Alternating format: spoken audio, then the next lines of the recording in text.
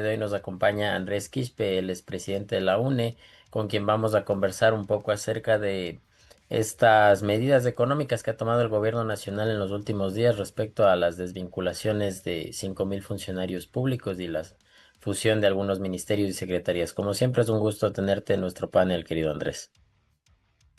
Muchas gracias, Álvaro. Un buen día a todos quienes nos escuchan y también quienes nos acompañan. Andrés, ustedes han cuestionado esta medida concretamente por el sector de la educación, en donde ha habido algunos despidos bueno, a pesar de que la vocera cuando anunció estas desvinculaciones indicó que el sector de la educación no estaba dentro de esta lista de despidos. Sin embargo, vimos que hasta ayer ustedes habían denunciado públicamente que efectivamente existen algunas desvinculaciones. Entonces, ¿ustedes tienen tal vez algún reporte actualizado de las personas en el sector de la educación que hayan sido despedidas por estas medidas económicas? Bueno, Álvaro, mira, en general creo que la sociedad ecuatoriana comienza a identificar con mayor amplitud lo que está pasando en lo que se conoce como el sector público, porque en el caso de la educación, el día de ayer se hizo público un listado de 100 funcionarios que responden sobre todo al área administrativa, en el caso educativo, que están ligados a los denominados distritos educativos. Todavía no se ha logrado procesar bien la información. Queremos ver si responden solo a servidores de carácter administrativo o están enrolados también psicólogos educativos, que son los que se encargan de la atención psicológica que hay en nuestros estudiantes, o pedagogos que se encargan de asesorar a los docentes en el tema de las denominadas adaptaciones curriculares, o si están también los pocos abogados que a veces hay en los distritos educativos para enfrentar los distintos temas jurídicos. Sin embargo, está claro que atrás de esta decisión no hay una visión técnica, lo que hay es una visión política, porque tú comienzas a encontrar que sectores de la salud denuncian cómo médicos especialistas están siendo desvinculados, y también en el caso de Petroecuador, tú comienzas a indicar cómo también técnicos, topógrafos, entre otros, están siendo desvinculados. Es decir, se está desbaratando a todo el sector público con el objetivo de ir recortando el gasto social. No hay tal visión técnica. Lo que existe, entre comillas, es una visión de ahorrarse, pero sacrificando al país, porque al final de cuentas esto tiene connotaciones nacionales. Justamente, Andrés, el gobierno ha justificado la medida en dos sentidos. El primero es que estos funcionarios desvinculados estarían obstruyendo sistemáticamente la gestión del gobierno, que han estado boicoteando algunos procedimientos, de eso se los acuso. Y en el segundo sentido es también para generar algún tipo de ahorro en el gasto corriente, para, entiendo, disminuir un poco lo que se destina a sueldos. Entonces, ¿realmente esto responde a esas dos motivaciones o es únicamente un interés del gobierno de sacar a gente del sector público para llenar esas vacantes con gente del propio gobierno? La realidad es esa, porque mira, en el Ecuador hay más de 400.000 servidores públicos que están relacionados a lo que se conoce como función ejecutiva: Ministerio de Educación, Ministerio de Salud, Ministerio de Defensa, que son los servidores públicos con mayor cantidad, entre médicos, enfermeras, enfermeros, docentes y la fuerza pública como tal. De esos 400.000 servidores públicos que están relacionados a la función ejecutiva, por decirlo así, insisto, 200.000 están en calidad de contratos o nombramientos provisionales. Entonces, si a eso le sumas 200.000 servidores públicos más que están relacionados a los GATS, ¿ya? En el Ecuador hay un poco más de 600.000 servidores públicos, pero al gobierno central le compete estos 400.000. Si tú llevas ya los 5.000 servidores públicos que están en lista y que están siendo progresivamente lanzados a las calles, porque de paso no hablamos solo de 5.000 personas, sino de 5.000 familias que están atrás de estos servidores públicos, tú te pones a ver que el tema del no pago de sueldos no es significante para el Estado, no llega ni al 1%. Ujú. Atrás hay todo un ajuste fiscal, hay todo un ajuste fiscal que en el fondo el propósito es desmantelar el sector público. A qué hago desmantelar el sector público? ¿A qué hago referencia? Cuando tú unificas en el Ministerio de Educación, el Ministerio de Cultura, Ministerio de la Secretaría de Educación Superior, Ministerio del Deporte, lo que vas a hacer es en agosto, que el gobierno tiene que entregar la proforma de estos meses, octubre, la del 2026, tú vas a ver reflejado cómo baja el aporte económico a estos sectores. Va a bajar el presupuesto de educación, va a bajar el presupuesto de salud. En el fondo es eso, lo que se conoce, achicar el Estado, achicar el presupuesto, recortar el presupuesto a sectores sociales como educación y salud. Lo de los trabajadores es una cortina de humo, el tema de los servidores públicos es una cortina de humo que cobija todo un ajuste gradual del 4%, que es lo que solicita el Fondo Monetario Internacional, que equivale a más de 5.600 millones de dólares, en donde el FMI te dice, de acuerdo, usted me solicita 5.000 millones de dólares más como gobierno ecuatoriano, ya, tiene que hacer un ajuste del 4%. ¿Qué significa eso? Bajar gradualmente el gasto en pago de sueldos del servicio público, revisar subsidios, revisar qué pasa con el Instituto Ecuatoriano de Seguridad Social, revisar qué pasa con los ingresos permanentes, es decir, con impuestos y rentas, y por eso es que el gobierno habla de una nueva reforma o una nueva ley urgente en donde necesariamente no esos impuestos que van a fabricarlos serán frente a los sectores más pudientes, sino a la clase media. Desde la Unión Nacional de Educadores, imagino que ustedes tienen más o menos estimado, digamos, de tomar algunas acciones más allá de de las medidas de hecho que puedan ustedes organizar en las calles, en el sentido de que hay una justificación no técnica para desvincular a estos funcionarios. No ha habido criterios que respondan a su desempeño en los cargos que ocupaban para ser despedidos y tampoco han sido ellos partícipes de ningún proceso de evaluación antes de ser desvinculados. Únicamente han sido notificados. Entonces, tal vez ustedes han pensado iniciar alguna acción legal para respaldar a estos funcionarios públicos que han sido desvinculados. Sí, estamos en un proceso realmente, Álvaro, de resistencia, por decirlo así, porque hay todo una acción progresiva por ir desarticulando el sector público.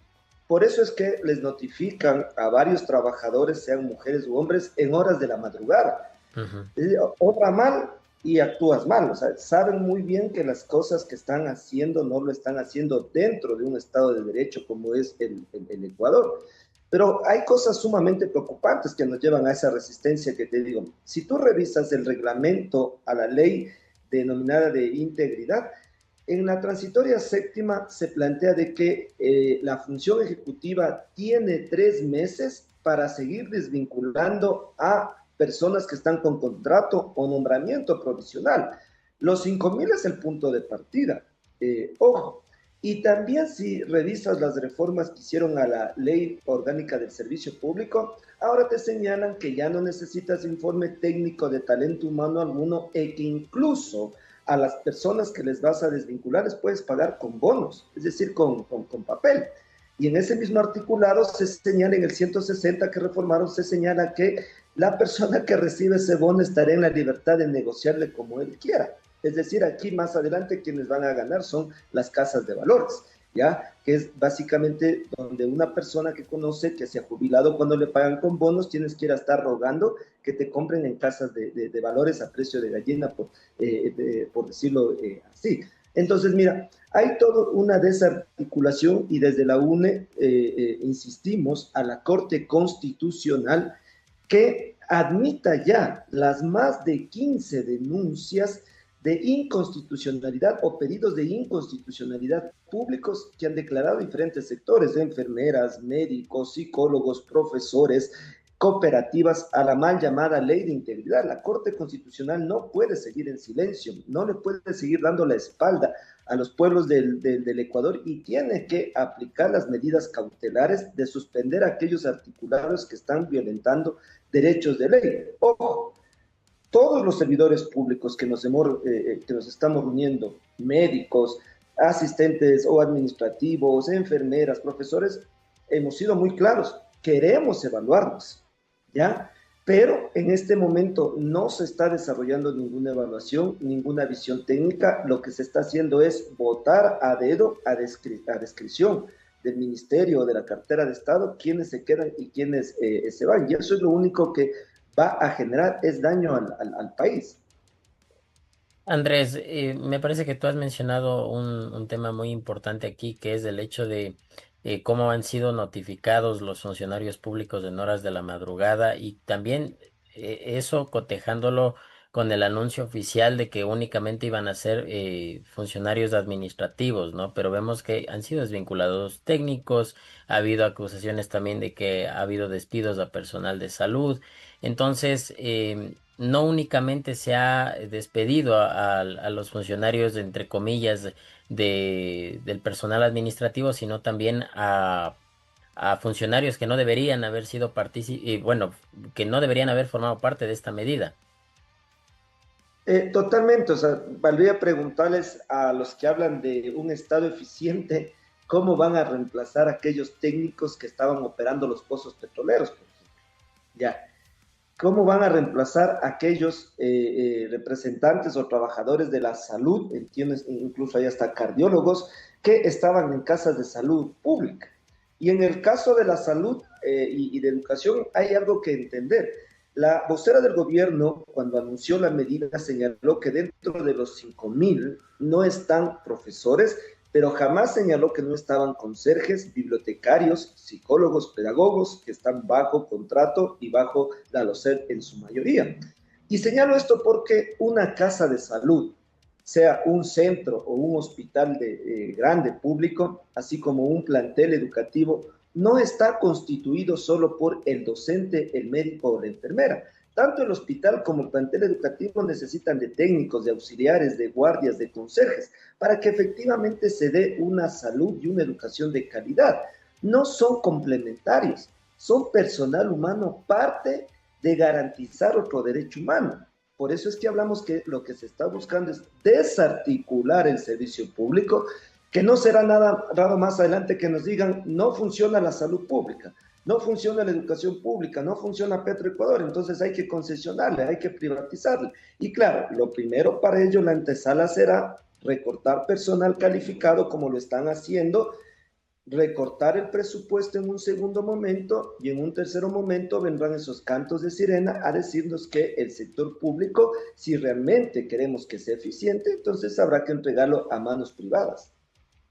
Ahora, esta fusión de ministerios, algunas secretarías y demás que han sido absorbidas por otras, ¿crees tú que generará problemas de gestión en el gobierno más de los que ya ha tenido durante este tiempo que lleva a cargo, digamos, de la administración pública? ¿Tendremos alguna dificultad en el sector de la educación ahora que tendrá también al Ministerio de Turismo y al Ministerio de Cultura dentro de todo su campo de acción? Mira, la educación es un derecho que garantiza el resto o el conjunto de derechos, ¿ya?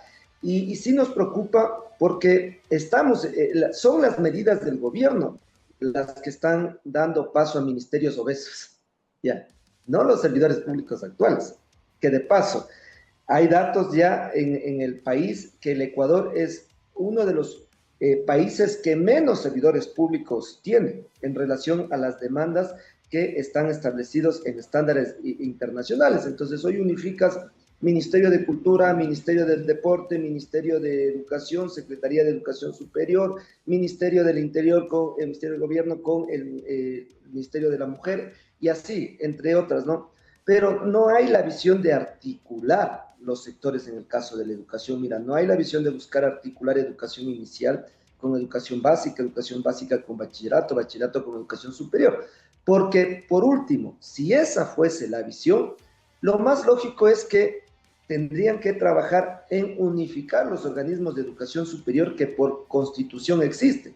La constitución te habla de un organismo evaluador que es el CASES y de un organismo rector para la educación superior que es el CES.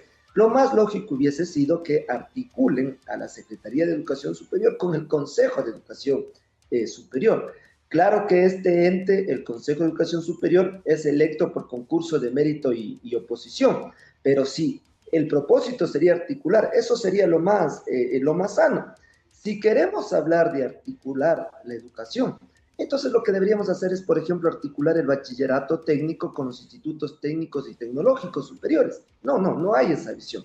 Lo que hay es decir, esas secretarías o esos ministerios pasan a este otro ministerio y en agosto y en octubre tú vas a ver que recortan el presupuesto porque no es que están pasando las competencias con los debidos presupuestos.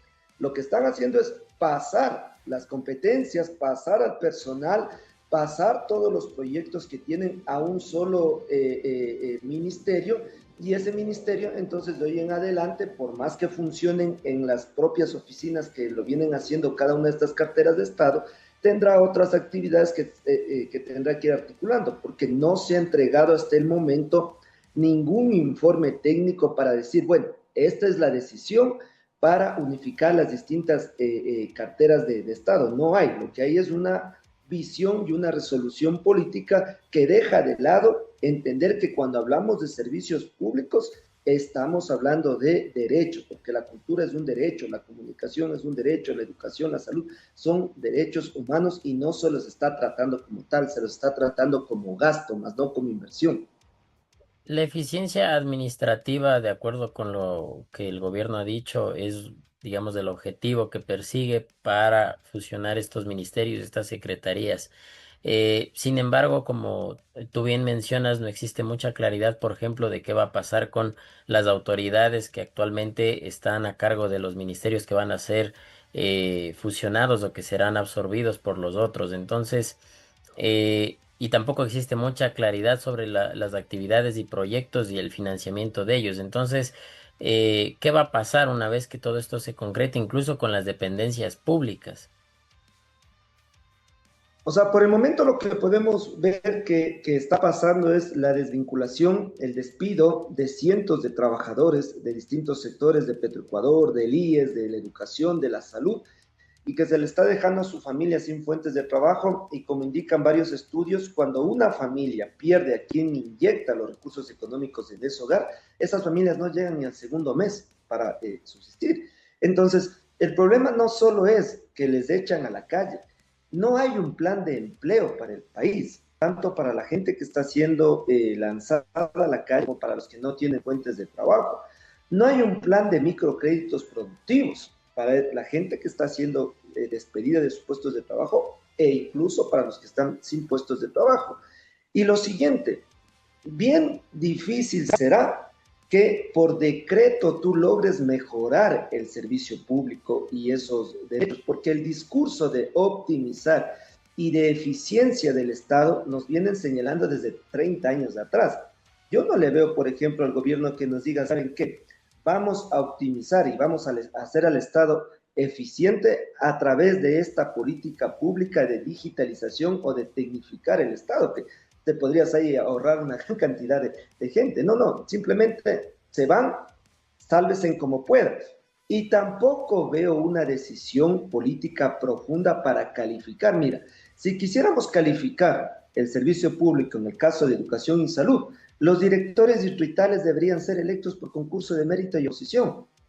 Y así se acaba ese botín, ese ciclo vicioso político de que llega un gobierno, nombra un ministro, el ministro nombra a los directores distritales de las 9 zonas que tienen en este caso educación y eso lo único que va haciendo es politizar y jamás se mejora. Entonces, mira, de paso, reformaron más de 20 leyes en la ley de integridad. ¿Por qué no pusieron que los directores distritales, por ejemplo, sean electos por concurso de mérito y oposición? ¿Por qué no les interesa? Porque sí les interesa en alguna medida sacar a alguna gente calificada para poner a su gente, de seguro, para pagar los favores políticos a los familiares de aquellos asambleístas que fueron sacados de la asamblea o de algunos otros ministerios que necesitan pagar favores de campaña. El presidente también anunció ayer en una entrevista que empezaría una nueva etapa de este proyecto o de este plan de Jóvenes en Acción. que son básicamente pasantías pagadas, pero o sea, parecería que el enfoque del gobierno no es realmente generar fuentes de empleo o al menos medidas compensatorias para las personas que se han quedado sin trabajo y los que directamente no tienen empleo, sino únicamente pues darles esta especie de paliativo para que tengan alguna fuente de ingreso, pero que no sea bajo condiciones adecuadas, ¿no? Bueno, mira, esto es una medida que el gobierno la utiliza cada vez que se necesita dar un respaldo popular, por decirlo así, a sus decisiones. Recuerda que en campaña también abrió ese programa de empleo, luego lo cerró. Hoy vuelve a abrir ese programa a través de pasantías y no será nada raro que de aquí en unos meses nos digan que lo cierran, ya cuando avanzan en su política de afectar al sector social y al servicio público y sus derechos como tal. Entonces, resulta bien difícil aceptar que esta decisión de pasantías pagadas hacia la juventud va a ser una política pública de largo plazo. Porque como tú acertadamente lo señalas, no existe, y eso es algo que desde la Unión Nacional de Educadores lo estamos señalando, no existe un plan de empleo, no existe un plan de microcréditos productivos, ni siquiera hablamos de grandes créditos, sino de microcréditos productivos. Hay una gran cantidad de jóvenes que hacen pasantías y sus proyectos laborales se quedan estancados porque no tienen el apoyo desde el Estado, sea del sector público, del sector privado, para avanzar en el desarrollo de esos emprendimientos o de opciones laborales. Por lo cual entonces valdría preguntarnos es, ¿hasta cuándo el gobierno va a utilizar ese programa de pasantías? De seguro lo utilizará hasta cuando ya vea que algunas de estas medidas de despedir a gente, de achicar el Estado les es útil y de ahí, claro, les dirá, bueno, gracias, como lo dijo luego de campaña. Andrés, ustedes desde la Unión Nacional de Educadores, ya entrando un poco dentro de sus medidas de resistencia, eh, ¿han convocado tal vez ya alguna movilización para los próximos días o qué acciones tienen previstas tomar dentro de las próximas semanas?